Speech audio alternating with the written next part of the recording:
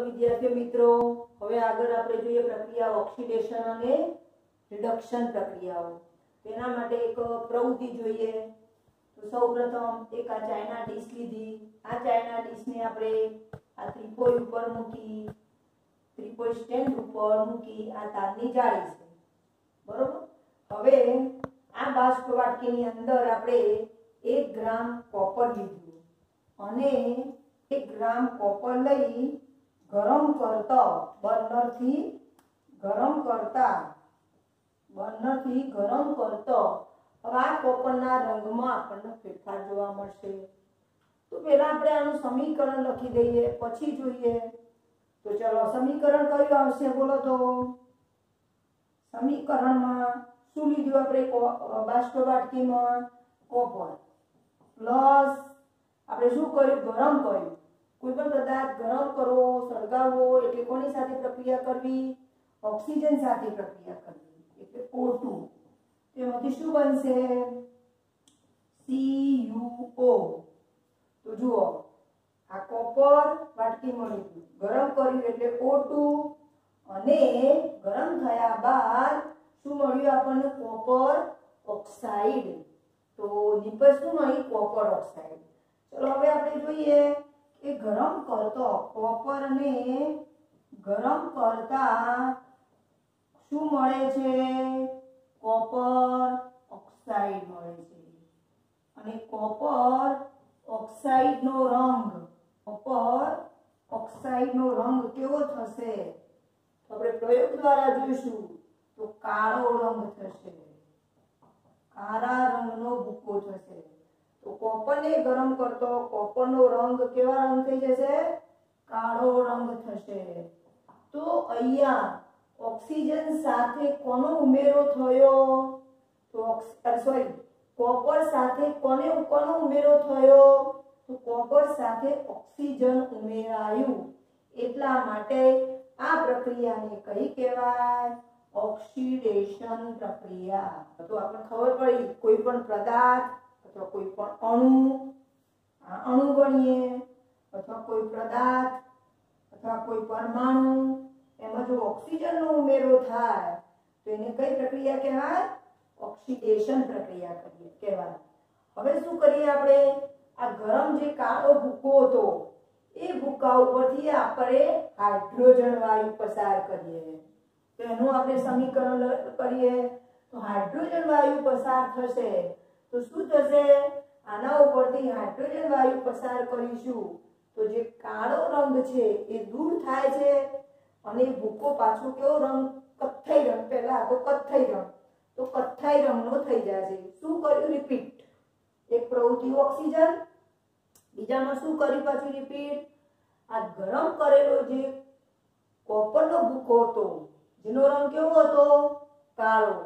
કોપરનો ભૂકો એટલે copper oxide, કારણ કે ઓક્સિજન સાથે પ્રક્રિયા થઈ ગઈ અને કાળો પદાર્થ બની ગયો એટલે એને કહેવાય કોપર ઓક્સાઇડ। આ કોપર ઓક્સાઇડ ઉપરથી હાઇડ્રોજન વાયુ પસાર કરીએ તો રિવર્સ પ્રક્રિયા થશે। રિવર્સ પ્રક્રિયા એટલે એ કથ્થઈ રંગનો હતો, કથ્થઈમાંથી કાળો બન્યો, ફરીથી પાછું હાઇડ્રોજન પસાર કર્યો એટલે પાછો કથ્થઈ રંગનો બની ગયો, એટલે રિવર્સ પ્રક્રિયા થઈ। રિવર્સ એટલે એની કહેવાય પ્રતિગામી પ્રક્રિયા કહેવાય। તો કઈ પ્રક્રિયા કહેવાય? પ્રતિગામી પ્રક્રિયા। દાખલા તરીકે આપણે ઉદાહરણ સ્વરૂપ જોઈએ કે ભાઈ પાણી હોય તો પાણીમાંથી બરફ થાય, બરફમાંથી પાછું પાણી થાય। તો આ ભૌતિક પ્રક્રિયા છે પણ કઈ કહેવાય? પ્રતિગામી પ્રક્રિયા છે। પણ દાખલા તરીકે આપણે મેગ્નેશિયમની પટ્ટી સળગાવીએ અને એનો નીચે ભૂકો પડશે તો આ પ્રક્રિયા અને ભૂકામાંથી પાછો મેગ્નેશિયમ મળશે આપણને નહીં, તો આ પ્રતિગામી પ્રક્રિયા કહેવાય નહીં। બીજું આપણે ઉદાહરણ સ્વરૂપ ઘરમાં આજુબાજુ જોઈએ તો લોખંડની જાળી આપણે હોય છે ઘરમાં તો એનો કાટ આવી જશે, લોખંડમાંથી કાટ બની ગયો, એક રાસાયણિક પ્રક્રિયા થઈ અને પાછું કાટમાંથી લોખંડ બનશે ખરો? નહીં બને। એટલે માટે આ રિવર્સ પ્રક્રિયા નહીં, એટલે કે પ્રતિગામી પ્રક્રિયા નથી। જે પ્રક્રિયામાં પ્રક્રિયકમાંથી નિપજ અને નિપજમાંથી પાછો શું બને? પ્રક્રિયક। તો એને આપણે કહીએ પ્રતિગામી। એટલા માટે એ પ્રતિગામી પ્રક્રિયા છે।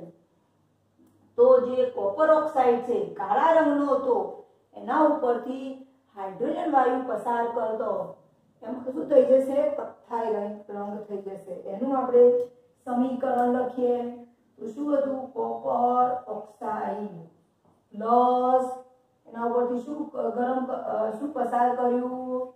હાઇડ્રોજન. ઉષ્મા તો ગરમ જ છે, ઉષ્મા આપેલી છે તો શું બનશે? કોપર ધાતુ છૂટી પડશે અને અહીંયા બની જશે H2O. તો અહીંયા શું થયું? આનો કાળો રંગ હતો અને આનો કેવો રંગ બની ગયો? કથ્થાઈ રંગ. એટલે અહીંયા શું થયું? દેખો આ બેમાં આમાં CuO હતું, ઓક્સિજન હતું. અહીંયા ઓક્સિજન શું થયું? દૂર થયું.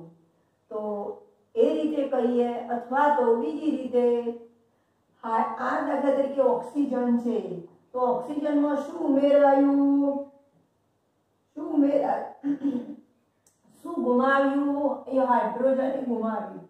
અથવા તો ઓક્સિજન તો જે રાસાયણિક પ્રક્રિયામાં હાઇડ્રોજન ગુમાવે એ જો હાઇડ્રોજન ગુમાવે છે અને શું બને છે? હાઇડ્રોજનની જગ્યાએ પાણી બની જાય છે. તો આ પ્રક્રિયા કઈ કહેવામાં આવશે? રિડક્શન. હાઇડ્રોજન જે અથવા તો બીજી રીતે પણ જોઈએ આપણે જે પ્રક્રિયામાં અહીંયા જુઓ ઓક્સિજન શું થયો? અહીંયા હતો અને અહીંયા શું થયો? દૂર થયો.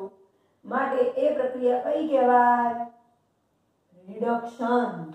જેમાં ઓક્સિજન ઉમેરાય તો એની કહેવાય ઓક્સિડેશન. જેમાંથી ઓક્સિજન દૂર થાય એની કહેવાય રિડક્શન પ્રક્રિયા. તો આપણે હવે એની વ્યાખ્યા લઈએ તો અહીંયા સમજ પડી ગઈ આ પ્રક્રિયામાં. તો આ પ્રક્રિયા કઈ થઈ? ઓક્સિડેશન. ઓક્સિજનનો ઉમેરો થયો. આ કઈ પ્રક્રિયા થઈ? રિડક્શન. કોણ દૂર થયું? ઓક્સિજન દૂર થયું અથવા હાઇડ્રોજન ઉમેરાયું. તો આ પ્રક્રિયાને કહેવાય રિડક્શન પ્રક્રિયા. હવે આપણે આ પ્રશ્ન બીજી રીતે પણ પૂછાય કે ભાઈ ઓક્સિડેશન અને રિડક્શન પ્રક્રિયાઓ એટલે શું? દરેકના બે ઉદાહરણ આપો. તો જો આના ઉપરથી હવે આપણે વ્યાખ્યા લઈએ. આવી રીતે પ્રશ્ન પૂછી શકે ઓક્સિડેશન અને રિડક્શન પ્રક્રિયા એટલે શું? ઉદાહરણ આપી સમજાવો. આપણે આવી જઈએ વ્યાખ્યા. જે રાસાયણિક પ્રક્રિયામાં પદાર્થ અથવા એમ કહેવાય અણુ અથવા પરમાણુ તો પદાર્થ ઓક્સિજન મેળવે અથવા કેટલીક વખત શું કરશે? હાઇડ્રોજન ગુમાવે. એ પ્રક્રિયાઓ આપણે જોઈશું. તો એવી પ્રક્રિયાઓને ઓક્સિડેશન પ્રક્રિયા કહે છે જે આપણા 8મા ધોરણમાં પણ આવી ગયેલું છે. ચલો બીજી જોઈએ આપણે રિડક્શન. બોલો તમને આવી જાય રિડક્શન? એનાથી બધું ઊંધું. અને આપણે ઉદાહરણ મેગ્નેશિયમનું ઓક્સિજન સાથે સળગાવીએ એટલે શું થશે? કયો પદાર્થ બનશે? MgO. દેખો મેગ્નેશિયમમાં O ઉમેરાયો. હવે આપણે બેલેન્સ કરવું હોય તો કરીએ. જો એ 2 છે તો એ 2 થઈ ગયા અને 2 તો એ 2. અને આપણે સ્વરૂપ લખવું હોય તો સ્વરૂપ પણ લખી શકીએ. મેગ્નેશિયમની પટ્ટી એટલે સોલિડ, આ ગેસ અને સોલિડ. તો એવી રીતે આમાં પણ આપણે બેલેન્સ કરવું હોય તો કરી શકાય. હાઇડ્રોજન 2 કોપર 1 ઓક્સિજન 1 આમાં તો બેલેન્સ જ છે. ચલો આપણે લખવું હોય સ્વરૂપ ભૂકો હતું S, આ વાયુ હતું ગેસ, આ ભૂકો S અને વાયુ. એ રીતે અહીંયા આપણે બેલેન્સ કરીએ. આ 2 છે એટલે 2 લાવવા માટે અહીંયા 2 ગુણી નાખીએ. થઈ ગયા કોપરના પાછળ 2 થઈ ગયા. કોપર S ગેસ અને શું થશે? S. ચાલો તો બીજું ઉદાહરણ લઈએ. કોપર ને ઓક્સિજન સાથે આપણે આ લીધું તે કોપરને ગરમ કરતો શું બને છે? CuO. જેને શું કહેવાય? Copper oxide. કોપરને ગરમ કરતા ઉષ્મા લખ્યા. ગરમ કરતા કયો ઓક્સાઇડ બને છે? Copper oxide.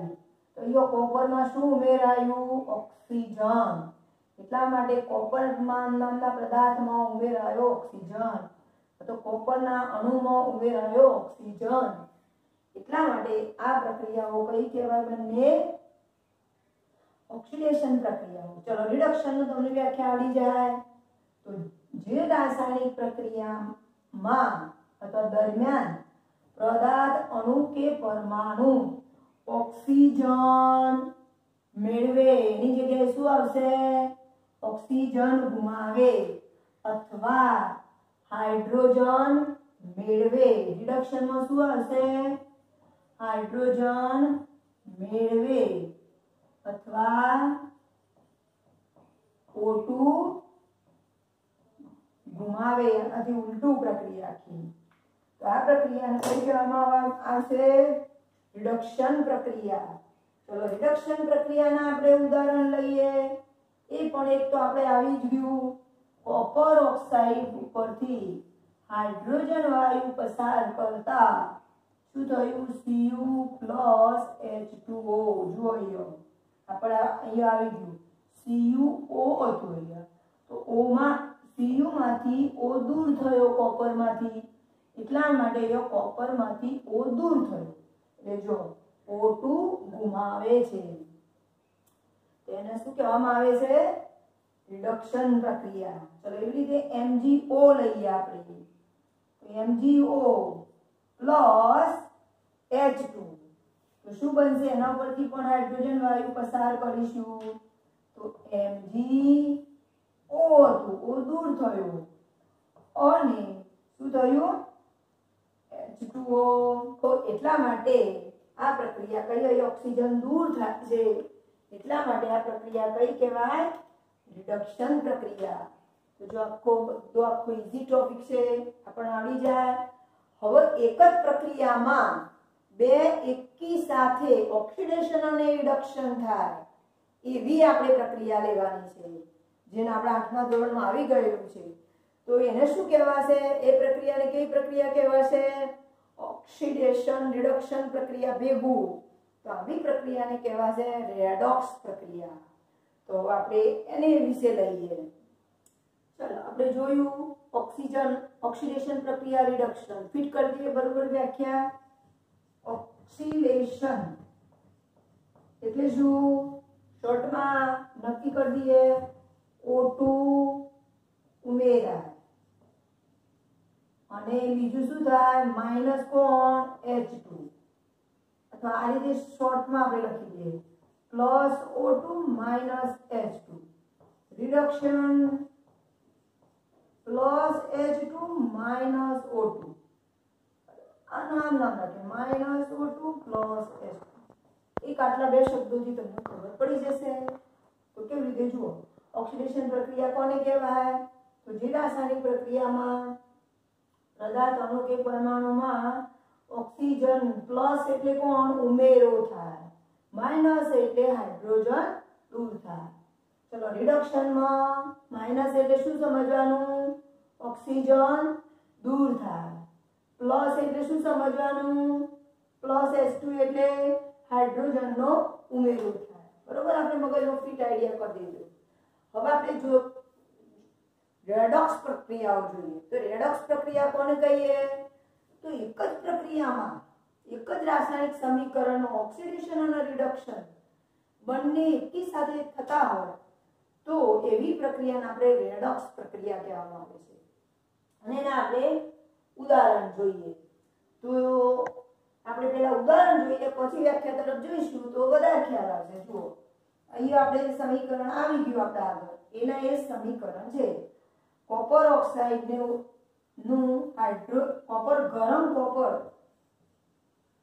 ગરમ કોપર ઓક્સાઇડ પરથી હાઇડ્રોજન વાયુ પસાર કરતો શું છૂટું પડે છે?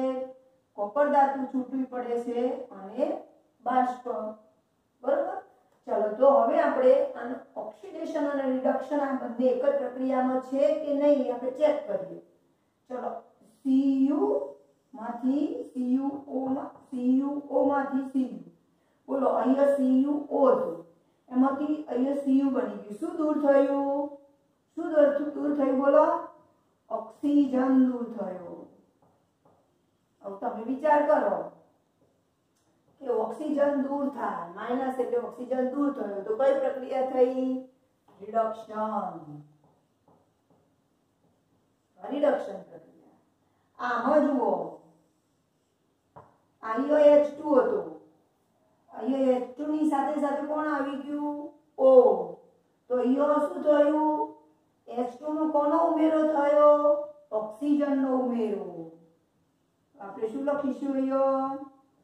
ઓક્સિજનનો ઉમેરો. માટે કઈ પ્રક્રિયા થશે? બોલો, ઓક્સિજનનો ઉમેરો. કઈ પ્રક્રિયા થઈ? પ્લસ ઓક્સિજન એટલે ઓક્સિડેશન. તો જુઓ, એક જ પ્રક્રિયામાં ઓક્સિડેશન થાય છે અને રિડક્શન પણ થાય છે. ચલો અહીંયા જોઈએ આપણે એ જ રીતે ZnO માંથી Zn બને. બોલો, શું દૂર થયું? Zn માંથી, ZnO માંથી અહીંયા O દૂર થઈ ગયો, એટલે આપણે લખીએ ઓક્સિજન દૂર થાય છે. અગર ડાયરેક્ટ શોર્ટમાં લખવું હોય તો લખી શકાય O2 દૂર થાય છે, ઓક્સિજન દૂર થાય છે. માટે કઈ પ્રક્રિયા? ઓક્સિજન દૂર થાય તો કઈ પ્રક્રિયા? રિડક્શન. આ પ્રક્રિયા કઈ થઈ? રિડક્શન. ચલો ઉપર નામ જોઈએ આપણે.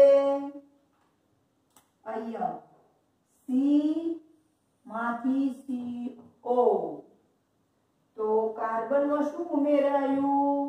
ઓક્સિજન.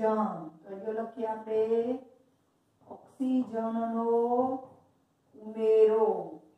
ઉમેરો એટલે પ્લસ ઓક્સિજન, પ્લસ O2 થાય તો શું થશે? આ પ્રક્રિયા કઈ થશે?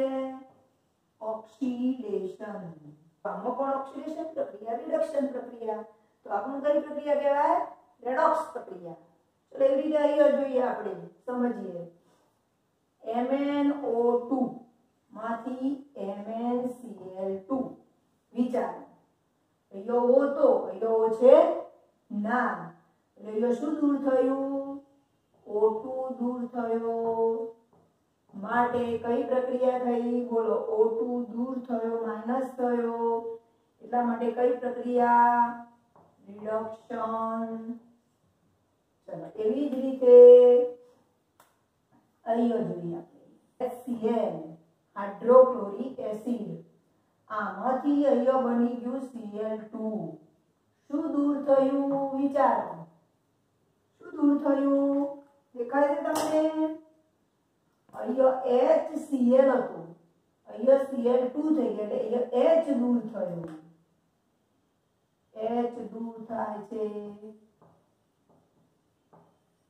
તો હાઇડ્રોજન દૂર થાય, H2 દૂર થાય, તો કઈ પ્રક્રિયા થશે?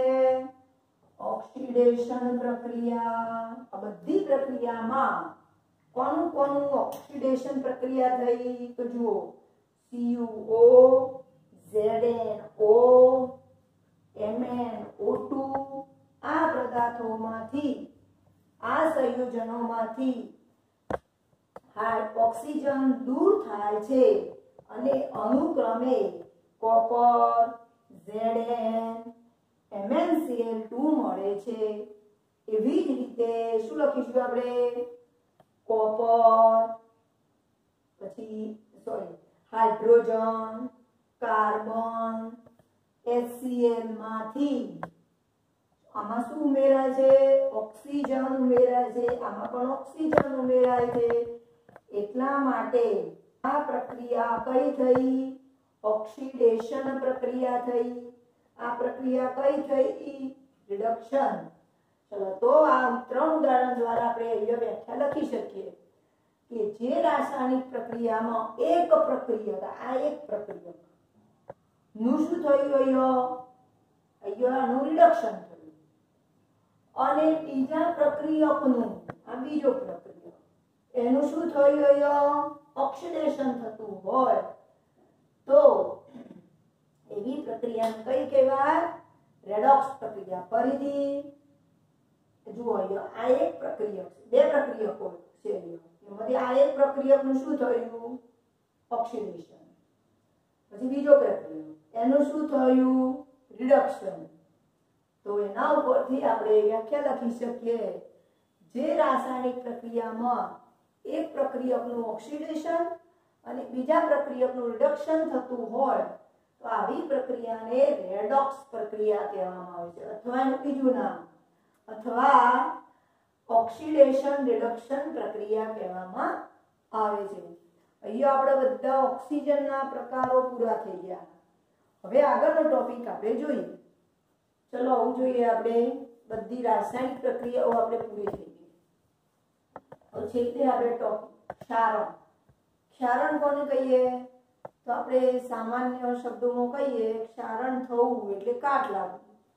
દાખલા તરીકે આપણે ચોમાસામાં લોખંડની કોઈ દરવાજો હોય તો એને કલર ના કરેલો હોય તો ભેજના કારણે શું લાગશે? એના ઉપર કાટ લાગે છે. એટલે આપણે એને શું કહીએ છીએ? કટાવ. એ કહેવાય ક્ષારણ. પછી આપણે બીજું ઉદાહરણ જોઈએ વ્યવહારમાં, તો તાંબાનો લોટો હોય, આપણે ઘરમાં વાપરતા હોઈએ, તો ચોમાસાની અંદર આપણે એને અઠવાડિયા 10 દિવસ સુધી ઘસીએ નહીં તો શું થશે? એના ઉપર લીલા ડાઘ પડી જશે. તો એ પણ એક પ્રકારનું શું થયું કહેવાય? ક્ષારણ થયું કહેવાય. પછી બીજા નંબરમાં ચાંદીના આપણે ઘરેણા પહેરીએ તો ઘણી વખત ચાંદીના ઘરેણા ઉપર એક કાળા રંગનું સ્તર બને છે. તો એ જે કાળા રંગનું સ્તર બન્યું તો એનો પણ શું કહેવામાં આવે છે? ક્ષારણ કહેવામાં આવે છે. આવા ક્ષારણથી આપણા દેશમાં કરોડો રૂપિયાનું નુકસાન થતું હોય છે. તો ક્ષારણ કોના એના માટે પરિબળો કયા? તો એક તો હવા અને બીજું હવા એટલે ભેજ અને એસિડનો હુમલો થતો હોય. એસિડના કારણે આપણે વ્યાખ્યા જોઈએ, એસિડ અને ભેજની હાજરીમાં ધાતુને કાટ લાગે છે. આ કાટ લાગવાની ક્રિયાને શું કહેવામાં આવે છે? ક્ષારણ. અને એના ઉદાહરણ તો તમે સમજી શકો છો. લોખંડ ઉપર શું થાય છે? લોખંડ ઉપર કથ્થાઈ રંગનો પાવડર બને, કથ્થાઈ રંગ થાય, એને શું કહેવાય? ક્ષારણ થયું કહેવાય. બીજું ઉદાહરણ, ચાંદી પર કાળા રંગનું સ્તર બને, એનું પણ શું કહેવાય? ક્ષારણ. ત્રીજું, તાંબા પર લીલા રંગના ડાઘા પડે, લીલા રંગનું સ્તર બને, એને પણ શું કહેવામાં આવે છે? ક્ષારણ. હવે પહેલા આપણે જોઈએ લોખંડ. તો લોખંડ આપણે જોઈએ તો આમ ચળકતું હોય છે, પરંતુ જ્યારે એના ઉપર લાલાશ પડતો કથ્થાઈ રંગ બની જાય તો એને શું કહેવામાં આવે છે? આપણે સાદા શબ્દોમાં લોખંડનું કટાવવું. હવે લોખંડનું કટાવવું કહેવાય એટલે એને પણ ક્ષારણ કહેવાય. હવે આપણે ક્ષારણ માટે જોઈએ તો ક્ષારણ કયો થાય છે?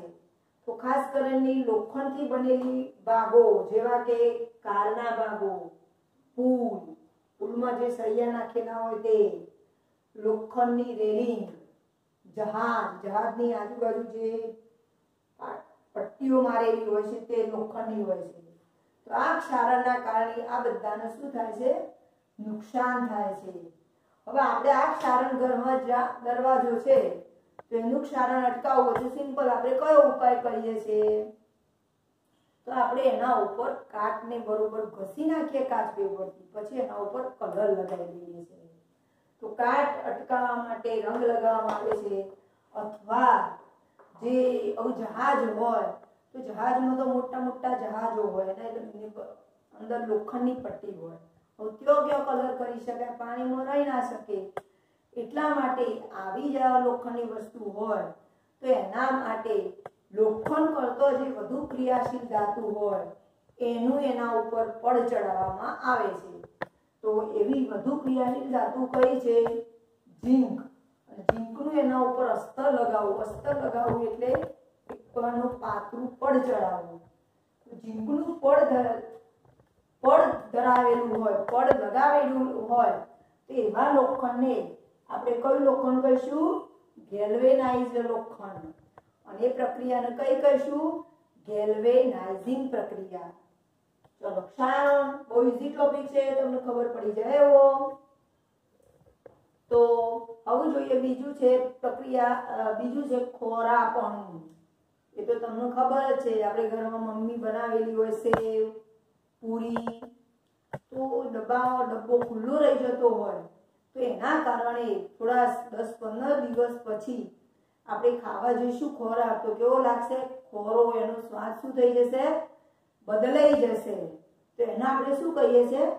ખોરાપણું કહીએ છીએ. તો આવું કેવા પદાર્થોમાં થાય છે?